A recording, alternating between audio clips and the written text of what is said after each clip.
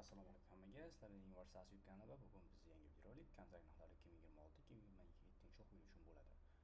Xo'p, birinchi bo'lib Tatu universitetidan boshlaymiz, chunki o'ylaymanki xalqimiz orasida eng mashhur universitetlardan biri shu va ko'pchilik shu universitetga topshiradi va hozircha buni bakalavriat yo'nalishida birinchi kurslar uchun narxini ko'ramiz. Kontrakt miqdorlari qancha bo'lgan ekan.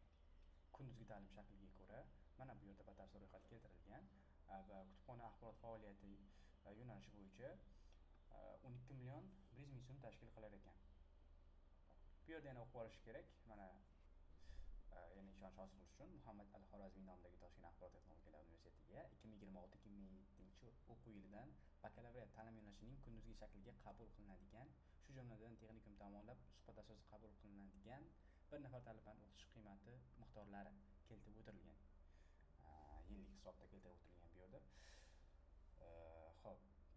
Xullas mana iqtisodiyot bo'yicha 16,5 million, management, logistika. Xullas mana videoni shu joyda pauza qiling, bemalol ko'ring.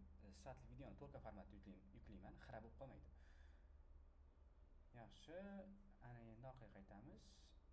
Masofaviy ta'lim shakli bo'yicha nima? Masofaviy ta'lim shakli bo'yicha ham e'lon qilinibdi bu yerda. Iqtisodiyot va hokazolar bo'yicha narxlar balandroq bo'lgan bu yerda. Iqtisodiyot bo'yicha 19,8 ming so'm. 3 million 300 qimmatroq ekan. Buni ham pauza qilsangiz bo'ladi. Endi xo'p, magistratura. Magistraturaning birinchi kursi bo'yicha yo'nalishlar ko'pgina ekan. Videoni pauza qilasiz. Alohida to'xtalmayman, chunki ko'p vaqt oladi alohida to'xtalish. Mana ekranda biroz kuchaytirsam ham yo'q bo'lmas ekan. Mana bunayroq qilaman.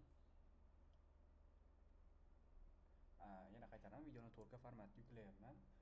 4K format degani videoni kattalashtirsangiz bo'ladi YouTubedan kirib, nastroykadan bahlalashib qolmaydi. Qaytamiz. Endi birinchi kurs qo'shma ta'lim dasturlari bo'yicha bunda atigi bitta yo'nalish axborot tizimlari va texnologiyalari bo'yicha 28 million so'm ekan. 2026-2027 o'quv yili uchun. Xo'p. Keyingi universitetga o'tamiz. Faqatgina u keyingi videoda bo'ladi, ammo lekin keyingi universitetda qaysi universitet bo'lsin, o'shani nomini izohlarda yozib qoldiring. Faqatgina izoh yozish uchun kanalga obuna bo'lishingiz kerak bo'ladi va videoga like bosishingiz kerak bo'ladi va mana shundagina sizga istagan universitetning kontrakt narxini bilib beraman do'stlar. Hozircha video shundan iborat edi.